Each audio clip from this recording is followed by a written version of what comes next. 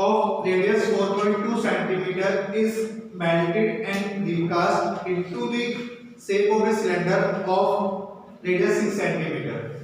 आपके पास एक metallic sphere है, आपने इसको मेटल किया, मेटल करके उसको आपने उसको मेल्ट किया हुआ है, मेल्ट करके एक सिलेंडर फॉर्म किया हुआ है। आपके पास स्फीयर है, आप स्फीयर को मेल्ट कर रहे हो, एक सिलेंडर फॉर्म कर रहे हो।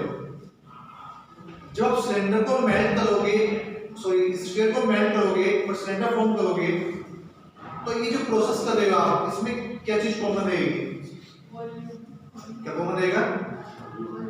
आपने स्फीयर को मेल्ट किया, एक सिलेंडर फॉर्म किया हुआ है। स्फीयर को मेल्ट कर रहे हो, एक सिलेंडर फॉर्म कर रहे हो ना, that is volume of sphere इसके इक्वल होगा वॉल्यूम ऑफ सिलेंडर। आपने स्फीयर को मेल्ट किया और क्या फॉर्म किया हुआ है? सिलेंडर फॉर्म किया हुआ है, that is volume of cylinder equal to volume of sphere. Find the height of cylinder. क्या फाइंड करना आपको? Height of cylinder.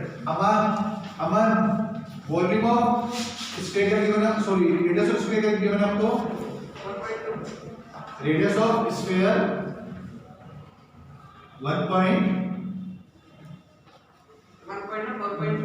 4.2 radius metre centimetre.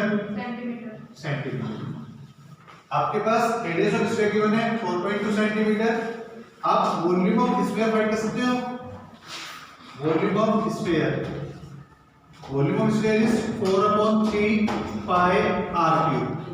पाई को आपको एज इट करना है, आपको पाई की वैल्यू पुट नहीं करनी है अभी। रेडियस ऑफ सिलेंडर क्या गिवन आपके पास? रेडियस ऑफ सिलेंडर अमन 6 सेंटीमीटर। आपको हाइट ऑफ सिलेंडर फाइंड करनी है। Late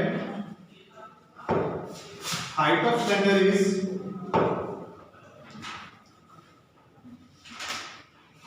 is x। आप वॉल्यूम ऑफ सिलेंडर फाइंड कर सकते हो। Volume of cylinder which is pi r square h। आपने स्फीयर को रिकास्ट किया, स्फीयर को मेल्ट किया, स्फीयर को मेल्ट करके आप क्या फॉर्म कर रहे हो?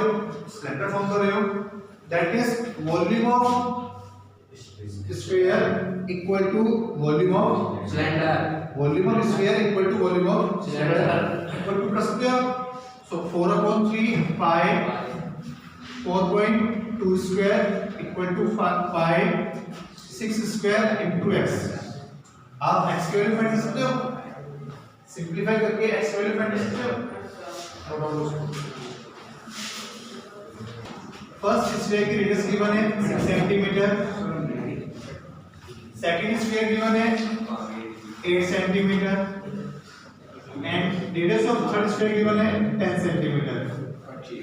आपके पास 3 स्फीयर है। फर्स्ट स्फीयर की रेडियस गिवन है 6 सेंटीमीटर, सेकंड स्फीयर की रेडियस गिवन आपके पास 8 सेंटीमीटर एंड थर्ड स्फीयर की रेडियस गिवन आपके पास 10 सेंटीमीटर। आपने ऑल स्फीयर को मेल्ट किया, एक सिंगल स्फीयर फॉर्म किया हुआ है। आप क्या कर रहे हो? ऑल स्फीयर को मेल्ट कर रहे हो, एक सिंगल स्फीयर फॉर्म कर रहे हो। आपको फाइंड करना है volume of sorry radius of single sphere. जो आपने ये मेल्ट करके न्यू स्फीयर फॉर्म किया है ना, इसकी रेडियस फाइंड करनी है आपको। देखना जब आप इनको ऑल स्फीयर को मेल्ट करोगे तो देखना ये जो सिंगल स्फीयर है, सिंगल स्फीयर का वॉल्यूम ऑल स्फीयर के सम के इक्वल होगा नहीं होगा? Yes sir. ये जो सिंगल स्फीयर है, सिंगल स्फीयर का वॉल्यूम 3 स्फीयर के सम के इक्वल होगा नहीं होगा? यस। इसका जो वॉल्यूम है v, सपोज करो इसका वॉल्यूम कितना है? v1, सेकंड का वॉल्यूम कितना है? v2, थर्ड का वॉल्यूम क्या है? v3। फर्स्ट स्फीयर का वॉल्यूम आपके पास v1, सेकंड का वॉल्यूम है v2, थर्ड का वॉल्यूम है v3 और सिंगल का वॉल्यूम क्या है? v। देखना आपके पास ये वॉल्यूम होगा v equal to v1 plus v2 plus आपके पास ये तो होगा? Yes sir. v equal to v1 plus v2 plus v3। 24. आपके पास radius of first sphere given है, radius of first sphere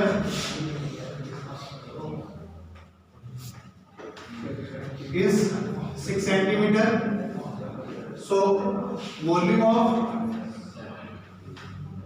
first sphere 4/3 pi r cube. Same radius of second sphere 8 centimeter. is 8 centimeter. So volume of second sphere V2 is 4/3 pi r cube. Same आप volume of third sphere find कर सकते हो। Yes, sir.